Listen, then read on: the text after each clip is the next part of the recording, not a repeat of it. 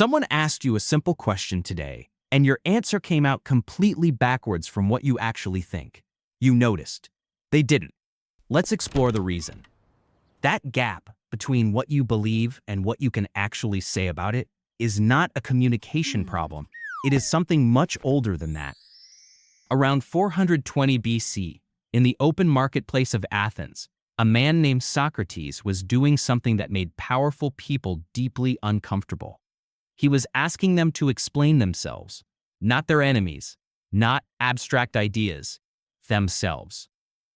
Their own beliefs, the things they had held for years as obvious, settled, and true.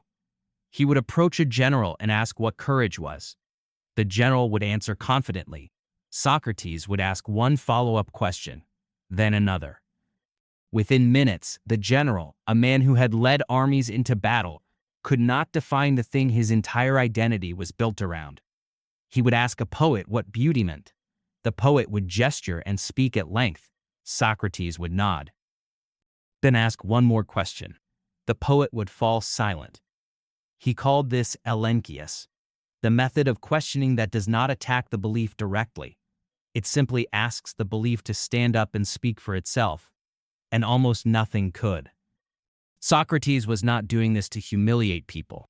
He was doing it because he had discovered something that disturbed him profoundly, that the beliefs people hold most confidently are often the ones they have examined least. The structure feels solid from the inside. It has been there so long that it feels like stone. But the moment you try to explain one brick, where it came from, why it belongs, what it is resting on, the weight shifts. The cracks appear.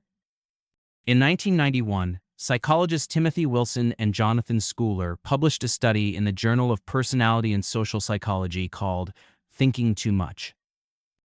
They found that asking people to verbalize their reasons for a preference or belief did not clarify it. It degraded it. The act of putting the belief into words exposed how weakly it had been built in the first place. People who had to explain why they preferred one thing over another made worse choices than people who simply chose. The explanation did not reveal the belief. It revealed that the belief had no explanation. Socrates knew this 2,500 years before the study existed. He knew it because he had tried it on himself first. He was the only person in Athens who claimed to know nothing, not as false modesty, as a genuine conclusion reached by the same method he used on everyone else. He had looked at his own beliefs and found the same thing he found in generals and poets and craftsmen. Architecture with no foundation.